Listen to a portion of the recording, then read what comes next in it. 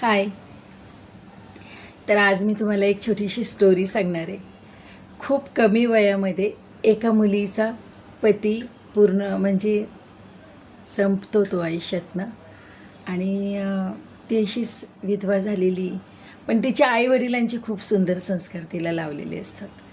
तिला सांगितलेलं असतं की कोणाची फसवणूक करायची नाही, खोटं बोलायचं नाही, कोणाचं घेतलेलं रिटर्न नाही केलं, म्हणजे कोणाचं एक्स्ट्राचं घ्यायचं नाही. आणि मग ती मुलगी तिच्या खूप सुंदर संस्कारी मुलगी असते, खूप छान राहते. आणि दारात भाजीवाला येतो एक दिवस. भाजीवाला तिला भाजी देतो आणि पैसे जे ती देते त्याला भाजीचे, त्यातनं ते रिटर्न चेंज सुट्टे करून देतो तो भाजीवाला.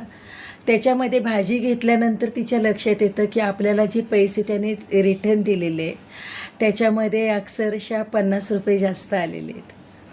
तिला बेचैनी होते, माझ्याकडे 50 रुपये जास्त आलेले आहेत. एकतर आपल्याला मिस्टर पण गेलेत आणि लहान 2 मुलं आहेत. आपल्या आईवडिलांनी आपल्याला सांगितलं होतं कोणाचे 2 रुपये एक्स्ट्रा आले तर आपल्या मुलांना ते भोगावं लागतं. त्या भीतीने ती संस्कारी मुलगी अक्षरशः भाजीवाल्याची वाट बघते आणि दुसऱ्या दिवशी भाजीवाल्याला आवाज देते आणि सांगते, हे 50 रुपये तुझे माझ्याकडे जास्त आलेले. आता भाजीवाला म्हणतो की आले तर आले, पण तुम्ही मला रिटर्न का दिले? ती म्हणते, नाही, माझ्या आईवडिलांनी मला सांगून ठेवलं होतं कोणाचं एक्स्ट्राचं घेतलं किंवा खोटं बोललं तर मला माझ्या मुलांना भोगावं लागेल ती, म्हणून मला नको बाबा तुमचे हे 50 रुपये.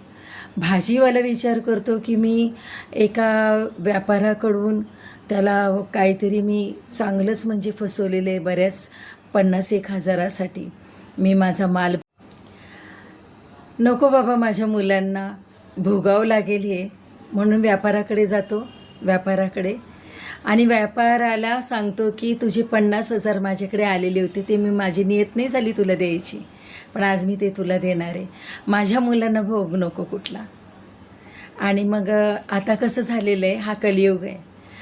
आता पहिले आपली शिक्षा आपल्याला भोगायला लागत होती, पण आता तसं नाही. आता आपली शिक्षा आपल्या मुलांना भोगायला लागते, कारण आपल्या मुलांमध्ये जीव असतो. त्याच्यामुळे मग नीतीचे नियम आहेत. मुलं दुःखी झाले की आपण मायबाप दुःखी होतो, म्हणून मुलांना. मग आता तो भाजीवाला बोलतो की मी तुला 50,000 तुझे देऊन टाकेल, व्यापाराला बोलतो, आणि मला माझ्या मागे तडतड नको, माझ्या मुलांच्या मागे कोणाची. तो बोलतो याच्यासाठी तुम्हाला 50,000 देतो आहे. मग मी पण एका माणसाबरोबर बिझनेस केला होता आणि पार्टनरशिप बनवला होता त्याला माझ्या बिझनेसमध्ये, आणि 10 लाख रुपये आम्ही लावले. मी 5 लाख रुपये त्याने 5 लाख रुपये लावले. बिझनेस तर पुढे आला, पण ही गोष्ट कोणालाच माहीत नाही की माझा पार्टनर कोण होता. आणि त्याचे 5 लाख रुपये माझी नियत नाही झाली त्याच्या परिवारात द्यायची. तो आता संपलेला आहे, त्याला 2 मुलं आहे, त्याची पत्नी आता विधवा झालेली आहे. तर माझ्या पण मुलांमागे ती तळतळ नको, म्हणून ते 5 लाख रुपये घेऊन तो त्या बाईचा शोध घेतो आणि तिच्या घरी जाऊन ती रक्कम देतो आणि सांगतो, तुझा नवरा माझा पार्टनर होता बिझनेसमध्ये, हे कोणाला माहीत नव्हतं, पण त्याने 5 लाख रुपये लावलेले होते.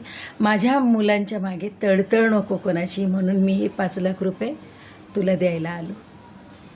आणि ह्या स्टोरीच्या मागे हेच सांगणं आहे की लबाडी केली, खोटं बोललात तर भोग भोगावे लागतील, हे कोणाला सुटले नाही.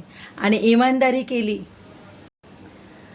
तर 50 रुपये तिने रिटर्न केले होते, पण मिळाले किती? 5 लाख. इमानदारीचं फळ खूप मोठं असतं, कारण ते देवाच्या हाताने दिलं जातं. आणि बेईमानी कोणाबरोबर कराल ना, ते फक्त तुमच्या एवढ्याशा हाताने, एवढ्याशा तोंडाने कराल, पण भोग खूप मोठे भोगावे लागतात. हा नीतीचा नियम आहे. थोडं घाबरून राहा, कर्म फिरून फिरून येतं.